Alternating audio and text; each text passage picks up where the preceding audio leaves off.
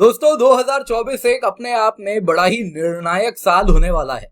उसका ट्रेलर तो हमने अभी जो स्टेट इलेक्शंस हुए उसमें देख लिया और कहीं ना कहीं ग्लोबली जितने भी पावर्स हैं वो भी इसको क्लोजली देख रहे थे। और अब 2024 में जब देश चुनाव में जाने वाला है उसको लेकर हमारे जो दोस्त हैं और साथ ही साथ जो नॉट सो फ्रेंडली पावर्स हैं उन सभी में अगर आप देखें तो कहीं ना कहीं इनसिक्योरिटीज बढ़ने लगी हैं। दोस्तों ये मतलब बड़ी अजीब बात है कि जो देश के बीच में, राष्ट्रों के बीच में जो रिश्ता होता है वो कुछ उसी प्रकार की इनसिक्योरिटी से गुजरता है जो इंसानों के बीच में भी पर्सनल रिलेशंस में देखने मिलता है। आप आगे बढ़ें, आप तरक्की करें, आपके मित्र पसंद करेंगे, कुछ हद तक करेंगे, लेकिन आप इतनी तरक्की करें कि उनको पछाड़ने लगे, ये बात उनको रास नहीं आती। और दुश्मनों की तो खैर बात ही क्या है। कुछ वैसा ही दोस्तों भारत के साथ भी देखने मिल रहा है। 2024 में चुनाव होगा और एक बात, हमारे मित्र हो या नॉट सो फ्रेंडली पावर्स हो, वो सभी एक बात को लेकर निश्चित हैं, कुछ भी हो जाए सरकार यहां पर मजबूत नहीं बननी चाहिए। तो इस वक्त जो प्राइम मिनिस्टर मोदी हैं उनको हराने के लिए चाइना ने ऑपरेशन 2024 लॉन्च कर दिया है। अनफॉर्चुनेटली फॉर चाइना वो बेनकाब हो चुका है, दुनिया के सामने आ चुका है। वो दोस्तों हजारों फेक फेसबुक अकाउंट्स बना रहा है जिसके अंतर्गत वो कहीं ना कहीं इंडिया को टारगेट करना शुरू कर दिया है। इंडिया में एक इंफॉर्मेशन वॉरफेयर उसने रचना शुरू किया है, नरेटिव गढ़ा है और इसमें दोस्तों यूएस भी उसके साथ कुछ दिनों में खड़ा होगा और ये आपको देखने मिलेगा। मानो ऐसा जैसे कि किसी एक पॉलिटिकल पार्टी ने चाइना के साथ एमओयू न साइन किया हो तो क्या उसकी सजा दी जा रही है या उसके खिलाफ वो एक्शन ले रहा है।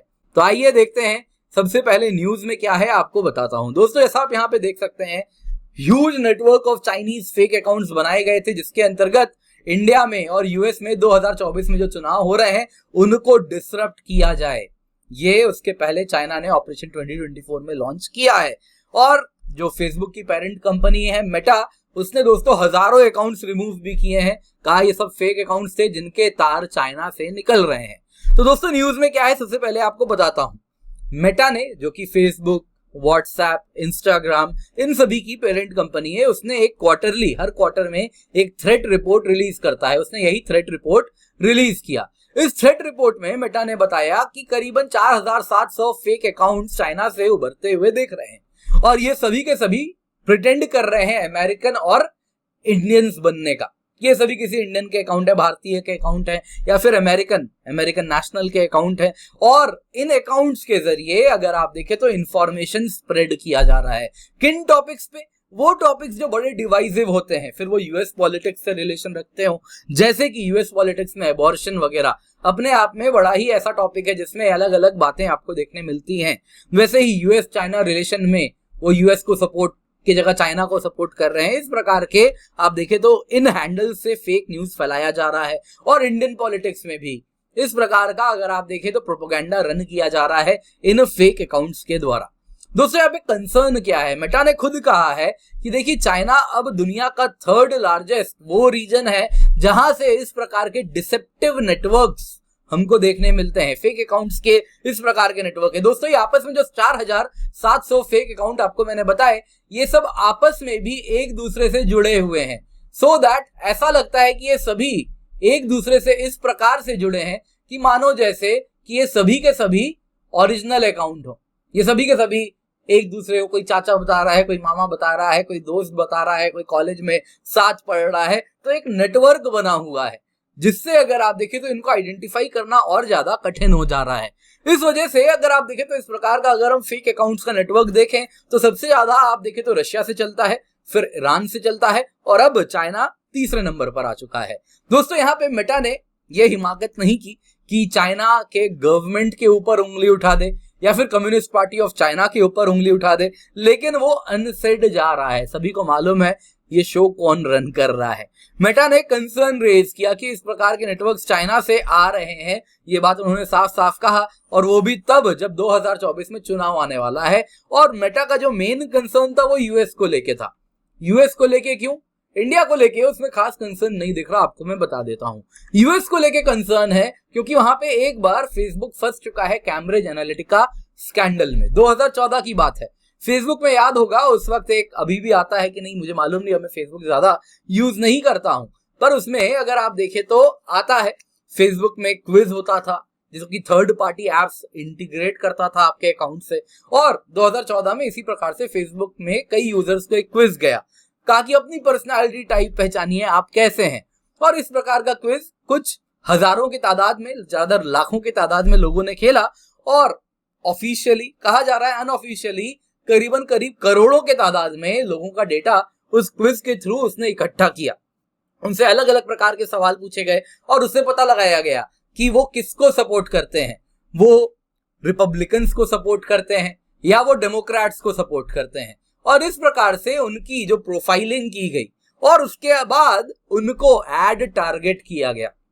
यहां पे ऐसा कहा जाता है कि कैम्ब्रिज एनालिटिका ने ट्रंप को जिताने के लिए यूजर्स को उसी प्रकार का एड दिखाना शुरू किया एक बार जब इनकी प्रोफाइलिंग हो गई, इस इनोसेंट लुकिंग गेम से जब उनको उनके बारे में पता चल गया। अब दोस्तों यहाँ पे कैम्ब्रिज एनालिटिका अगर आप देखें तो काफी विवादों में आई, यूरोप में इस पर काफी फाइन वगैरह लगा फेसबुक पे कि इस प्रकार से आपने कैसे लोगों का डेटा शेयर कर दिया।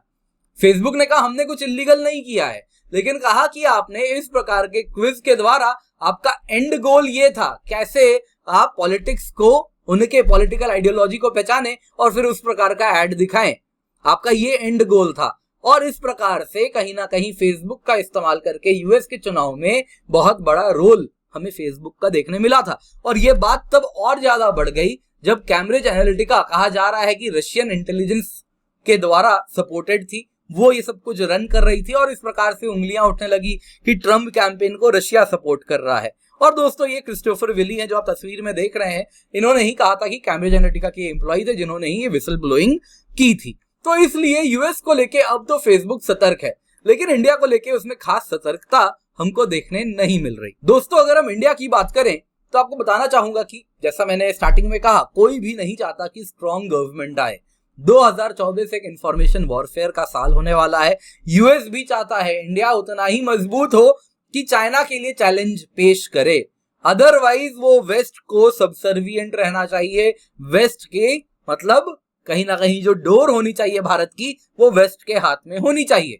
ज्यादा मजबूत ना हो जाए कि वेस्ट को कहीं ना कहीं उसकी जो लगाम है भारत पर वो कमजोर पड़ने लग जाए, वो भी ये नहीं चाहेगा। तो दोस्तों यहाँ पे अगर आप देखें तो चाइना और यूएस दोनों ही अलग अलग इस प्रकार का प्रोपेगेंडा रच रहे हैं। चाइना की बात करें दोस्तों तो उनकी इंफॉर्मेशन वॉरफेयर की फिक्स्ड स्ट्रेटेजी है जिसको इंटीग्रेटेड नेटवर्क इलेक्ट्रॉनिक्स वॉरफेयर कहते हैं, जिसके अंतर्गत इलेक्ट्रॉनिक वॉरफेयर होता है, नेटवर्क सेंट्रिक वॉरफेयर होता है, जिसके द्वारा जो दुश्मन है उसका इंफॉर्मेशन सिस्टम को ठप कर दिया जाता है, जिस प्रकार से उसके खिलाफ उसका जो सेंसिटिव इंफॉर्मेशन है वो कलेक्ट किया जाता है। भारत के खिलाफ इस प्रकार के आए दिन हमको एक्टिविटी देखने मिलते हैं, जिसमें भारत का जो, अगर आपको याद होगा किस प्रकार से वेस्टर्न पावर ग्रिड को अटैक किया गया था, ये क्या है, सेंसिटिव इंफॉर्मेशन सिस्टम जो था उसको कलेक्ट किया और उसको फिर टारगेट किया। वैसे ही हमने देखा कैसे लद्दाख में भी इस प्रकार की चीजों को उन्होंने काम किया था, उस पर उन्होंने उसको हैक किया था। वैसे ही आप अगर देखें तो एम्स का कैसे उन्होंने डेटाबेस ठप किया था। इसके सिवा आप अगर देखें तो इंफॉर्मेशन वॉरफेयर करने में महारथी हैं। 300 से ज्यादा चाइनीज डिप्लोमेट हैं जो 120 देशों में मौजूद हैं। ये अपने देश में ट्विटर फेसबुक अलाउ नहीं करते, लेकिन ये चीनी डिप्लोमेट इन सारे देशों में अपना 500 से अधिक ऑफिशियल अकाउंट ट्विटर फेसबुक में मेंटेन करते हैं। इतना ही नहीं, चाइना का अग्रीमेंट है सोशल मीडिया इन्फ्लुएंसर से across the world including India कि हम जैसा कहें वैसा ही इंफॉर्मेशन पुश करो। आपको मालूम है काफी यूट्यूबर हैं ऐसे, क्या मुझे नाम लेने की आवश्यकता है या आप लोग कमेंट में बताएंगे? आइए यूट्यूबर्स के नाम मुझे बताइएगा जो आपको लगता है इस प्रकार के उनके भी अग्रीमेंट्स हैं चाइना के साथ। दोस्तों ये हो गई सोशल मीडिया की बात। जहां तक बात है फॉर्मल मीडिया, न्यूज क्लिक आपने देखा ही है, मैंने भी वीडियो बनाया है किस प्रकार से चाइना न्यूज क्लिक को रन कर रहा है, किस प्रकार से उसकी फंडिंग जा रही है, किस प्रकार से वो प्रोपेगेंडा वहां पर फैला रहा है, ये तो हमने देखा ही है। आपको कितनी बार नेविल रॉय सिंघम के बारे में कवर किया है, किस प्रकार से कम्युनिस्ट पार्टी ऑफ चाइना के इशारों पे ग्लोबली, सिर्फ इंडिया नहीं, यूएस, ब्राजील, हर जगह चाइना इंफॉर्मेशन वॉरफेयर कर रहा है। दोस्तों यहां तक उसकी पकड़ हो गई है कि ऐसे एलिगेशंस लग रहे हैं कि जो रूलिंग पार्टी जो रह चुकी थी एक टाइम में, न्यूज में आया है, न्यूज में जो कहा है मैं वही आपको बता रहा हूं, बीजेपी का कहना है राजीव गांधी फाउंडेशन ने चाइना से फंड्स लिए थे। वैसे ही इस प्रकार का न्यूज न्यू इंडियन एक्सप्रेस में आपको देखने मिल रहा है। कांग्रेस ने एमओयू किया है, मेमोरेंडम ऑफ अंडरस्टैंडिंग है चाइना की कम्युनिस्ट पार्टी के साथ। वैसे ही राजीव गांधी फाउंडेशन जो कांग्रेस की फाउंडेशन है उसको पैसे मिले चाइना से, कम्युनिस्ट पार्टी से, जाकिर नायक से, ये होम मिनिस्टर कह चुके हैं। तो इतनी ही पकड़ है चाइना की कि वो अगर आप देखें सोशल मीडिया, फॉर्मल मीडिया, यहां तक कि भारत की ग्रैंड ओल्ड पार्टी में अपने नस को, अपने जड़ तक फैल चुका है, ये कहा जा रहा है। ये आपके सामने मैं रख रहा हूं। दोस्तों ये तो बात हो गई चाइना की। अब जरा पश्चिम की बात करते हैं। दोस्तों आज का न्यूज है, कल जब चुनाव के नतीजे आए, देखा आपने किस प्रकार से 2024 में कह रहे थे ना ये सेमीफाइनल है, सेमीफाइनल जब डिसाइड हो गया तो फाइनल के पहले हाथ पैर फूलने शुरू हो गए हैं। तो ब्लूमबर्ग में आप देख सकते हैं, India's identity is more hardline Hindu then ever. दोस्तों ये इतना वाहियात आर्टिकल है जो कि पश्चिम में प्रोपोगेट किया जा रहा है। किसी पश्चिमी व्यक्ति को लगेगा कि भारत तो एकदम है ना ईरान जैसा ही कोई देश है। इसमें अगर आप देखें तो इतनी अनर्गल बातें लिखी गई हैं इस आर्टिकल में। इसमें कह रहे हैं कि यूनिफॉर्म सिविल कोड आएगा, तो ये सो कॉल्ड लेफ्टिस्ट्स है ना जो कि विमेन राइट्स की बात करते हैं पश्चिम में, वो कह रहे हैं यूनिफॉर्म सिविल कोड आएगा तो उससे माइनॉरिटीज पे जुल्म होने वाला है, ये उनका कहना है। ऐसी दलीलें हैं इसमें। इस आर्टिकल को अगर आप ध्यान से पढ़ेंगे तो इसमें बार बार बताया जा रहा है कि भारत तो बिल्कुल एक ईरान के मौलवी राज की तरह ही चलता है। इस प्रकार की बातें आपको देखने मिल रही हैं। अब दोस्तों इस प्रकार से जो इंफॉर्मेशन रन किया जा रहा है, भारत को जगह जगह नीचे दिखाया जाता है, ये सब चलने वाला है। 2024 यही होने वाला है। अब दोस्तों यहां पे आपको बताऊंगा ऐसा क्यों। ये दोस्तों किस में आ रहा है? ब्लूमबर्ग में। जरा देखिए, ये मैं आपको बता रहा हूं जो टॉप अमेरिकन फंडर्स हैं, टॉप 5 सबसे ज्यादा कौन कंट्रीब्यूट करता है, सबसे ज्यादा किसमें? चुनाव में। तो सबसे ज्यादा कंट्रीब्यूट करता है जॉर्ज सोरोस, है ना, बहुत फेमस व्यक्ति है। टोटल कंट्रीब्यूशन करीबन 180 मिलियन है, 178.82 मिलियन, करीबन करीब 180 मिलियन है। सभी का सभी मनी किसको जाता है? डेमोक्रेट्स को जाता है। रिपब्लिकन्स को $1 नहीं देता है, सब पैसा डेमोक्रेट्स को जाता है। ब्लूमबर्ग में आया था अभी ये न्यूज, माइकल आर ब्लूमबर्ग। ये अगर आप देखें 50 मिलियन में 49 मिलियन किसको दिया है? डेमोक्रेट्स को दिया है। अभी कौन रूल कर रहे हैं? डेमोक्रेट्स रूल कर रहे हैं। तो आप कैसे उम्मीद कर सकते हैं डेमोक्रेट्स प्रो इंडिया रहने वाले हैं? ये जो ओपिनियन चलाएंगे, ब्लूमबर्ग में भी जो आप ओपिनियन देख रहे हैं, जॉर्ज सोरोस का जो भारत को लेके, उसने भी खुलेआम कहा है कि भारत तो एक हिंदू राज ऐसा देश बन चुका है ना, जहां पे माइनॉरिटीज पर जुल्म होता है ना, विमेन राइट्स प्रोटेक्टेड नहीं है। इस प्रकार की अनर्गल बातें होती हैं। ये लोग कैसे नहीं डेमोक्रेट्स की जो सरकार है उस पर प्रेशर डालेंगे कि तुम्हें इंडिया के खिलाफ क्या करना है? ऑब्वियसली वो तो होना ही है। तो आप आने वाले दिनों में कैसे भी करके ये प्रयास होता हुआ देखेंगे कि 2024 का चुनाव भारत को बहुत मजबूत ना बना दे, क्योंकि ये डिसाइडर है। 2024 का जो चुनाव आएगा करीबन करीब आप समझ सकते हैं 2029 तक वो पावर रहेगा, और उसके बाद लगभग इंडिया के लिए आने वाला 15 साल बड़ा सिग्निफिकेंट है। उसमें एक 5 साल तो निकल जाएगा मजबूती के साथ, फिर 10 साल बाद फिर वो प्रयास करेंगे, लेकिन तब तक वो भी जो पावर स्ट्रक्चर है उनका भी शिफ्ट होना शुरू हो रहा है, वो भी कमजोर हो रहे हैं। तो उनके पास यही वो 5 साल का स्ट्रोक है, क्योंकि वो अपने पीक पर है। अब यहां से सिर्फ और सिर्फ नीचे स्लाइड करना है, भारत यहां से ऊपर उठना है ना। जो कर्व होता है ना, जिसमें इस प्रकार का एक्सपोनेंशियल कर्व आप लोगों ने शायद देखा होगा इस प्रकार का, तो इंडिया कुछ इस पॉइंट पे है। 2024 के बाद इंडिया इतना आगे जा सकता है कि 2029 तक वो काफी आगे चला जाएगा, फिर इनके कंट्रोल में नहीं होगा। They know it very well. और इसीलिए वो आखिरी जो शॉट होता है ना गेम के पहले, लास्ट बॉल वाला, वो वैसे ही लास्ट ओवर कुछ वैसे ही वो खेलने वाले हैं। और इस प्रकार के आप देखें तो भारत के खिलाफ नैरेटिव बहुत आएंगे, तो फिर वो हमारे मित्र हो या दुश्मन हो, है ना, अलाइज तो हम नहीं कहते, हमारे पार्टनर्स हो, लाइक माइंडेड डेमोक्रेटिक पार्टनर्स हो, या फिर चाइनीज कम्युनिस्ट हो, कोई भी नहीं चाहेगा भारत मजबूत हाथों में जाए।